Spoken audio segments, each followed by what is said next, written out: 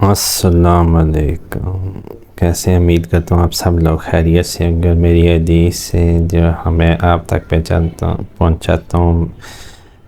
میرے خیال میں اس پہ آپ عمل بھی کرتے ہوں گے اور ان پہ لازمی غور و فکر بھی کرتے ہوں گے اور آگے بھی بھیجتے ہوں گے، کیونکہ مجھے آپ سے امید ہے، کیونکہ اچھے مسلمان ہونے کی نشانی یہی ہوتی ہے کہ اگر آپ حدیث سنتے ہیں اور اس کو سمجھتے ہیں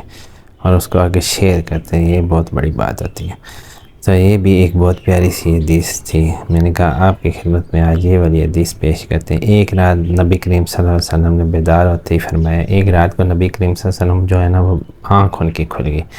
آنکھ کھلتے ہی انہوں نے فرمایا کہ سبحان اللہ، آج کی رات کس قدر فتنے اتارے گئے، کہ سبحان اللہ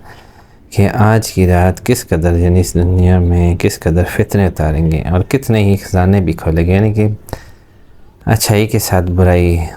آزمائش کے ساتھ خوشی، یہ سب ایک ساتھ چلتے ہیں۔ آج کی رات کس قدر فتنے اتاریں گے اور کتنے خزانے بھی کھولیں گے۔ بے شک اس بات میں کتنی عقل والوں کے لیے نشانی ہے۔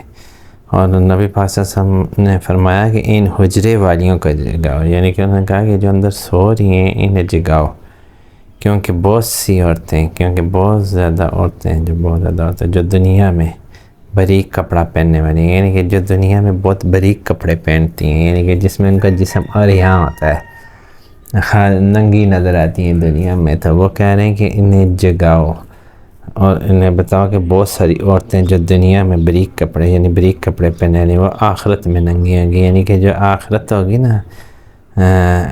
قیامت والے دن، وہ سب ننگی ہوں گی۔ تو اس میں نبی پاک صلی اللہ علیہ وسلم بتا رہے ہیں کہ وہ انہوں نے رات میں جب سوتے ہوئے اٹھے تو انہوں نے بیسیکلی اس میں بہت ہی گہری بات اس حدیث پاک میں، یعنی کہ آپ کو سمجھنے پہ جائیں، اس پہ غور و فکر کر رہے ہیں تو آپ کو ایسی ایسی باتیں پتہ لگیں گی آپ کہ نبی پاک صلی اللہ علیہ وسلم بیدار ہوتے فرمایا کہ سبحان اللہ، آج کی رات کسی، یعنی کہ فتنے اترے اس رات کو، لیکن ساتھ ہی انہوں نے کہا کہ کتنے خزانے بھی کھولے گئے، یعنی کہ ایک قسم کا وہ بتا رہے ہیں کہ اس دنیا میں آزمائشیں جتنی بھی اللہ کی طرف سے آتی ہیں اور ان کے حل بھی اللہ کی طرف سے آتے ہیں، صرف ہمیں کیا چاہیے، ہم صحیح اور غلط کی پہچان کریں اور صبر کریں۔ جب ہم صبر کریں گے، صحیح اور غلط کی پہچان کریں گے، تو یہ فتنے جو ہیں وہ ہمیں کچھ نہیں کہہ سکتے، اور بلکہ ان کے مقابلے میں جب وہ خزانے اتاریں گے، وہ ہمیں جب ملتے ہیں، وہ ہمارے صبر کے پہ ہمارے لیے تحفہ ہوتے ہیں، یہ اللہ کی طرف سے ہمارے لیے گفٹ ہوتا ہے۔ تو یہ کتنی خوبصورت سی بات ہے اگر سوچا جائے تو، یہ یعنی کہ میں تو یہی سمجھتا، میری ناقص عقل یا جو یہی کہتی ہے کہ نبی پاک صلی اللہ علیہ وسلم یہ بتا رہے ہیں کہ یہ جو فتنے اتارے گے اور ساتھ ہی خزانے بھی کھولیں گے، تو وہ کہتے ہیں خزانے بھی، اور ان حجرے والیوں کے وہ کہہ رہے ہیں کہ یہ جو سوئی ہوئی ہیں حجرے، یعنی کہ اس کا خیمہ ہوگا، اس خیمے میں سو رہی ہوں گی، تو وہ ان کو مخاطب کر کے کہہ رہے ہیں کہ ان حجرے والیوں کو جگاؤ، یعنی کہ ان کو اٹھاؤ اور انہیں بتاؤ،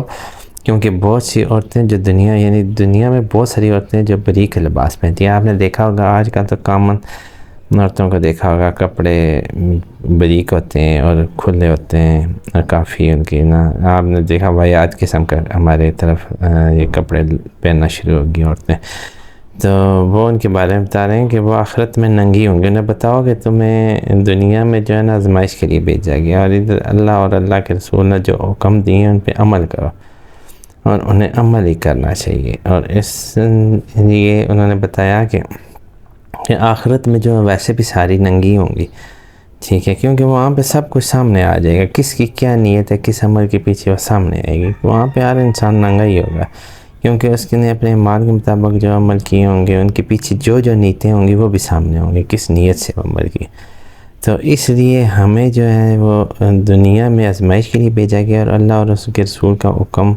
مانیں گے تو ہم اس دنیا میں کامیابی کے ساتھ چل سکیں گے، اور اللہ کا ذکر رکھیں گے تو اللہ تعالیٰ ہمیں آزمائشوں سے بچائے گا،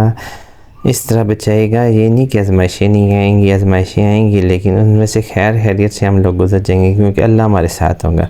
جب اللہ ساتھ نہیں ہوتا تو یہ بیماریاں بھی جو ہیں بیسیکلی آزمائشیں ہوتی ہیں، ان سے جب ہم نکلتے ہیں تو ہم بہت ساری چیزوں کا ڈیمیج کر کے نکلتے ہیں، کسی کے گردے ختم، دل ختم، جگر ختم، سب کچھ ختم۔ تو آپ خود سوچیں جب یہ سب کچھ لے کے گزریں گے تو کیا ہم بچ سکتے ہیں؟ نہیں بچ سکتے. اس وجہ سے ہمیں اللہ کو ساتھ رکھنا چاہیے، اور عقل مندی بھی یہی ہے کہ جس نے ہمیں بنایا اس کو ہمیں بھولنا نہیں چاہیے، اس کو ساتھ لے کے چلنا چاہیے. وہی خالق ہے، وہی مالک ہے، وہی بچا سکتا ہے، وہی بچائے گا انشاءاللہ. تو اس لیے ہمیشہ اللہ کو اپنے ساتھ رکھیں اور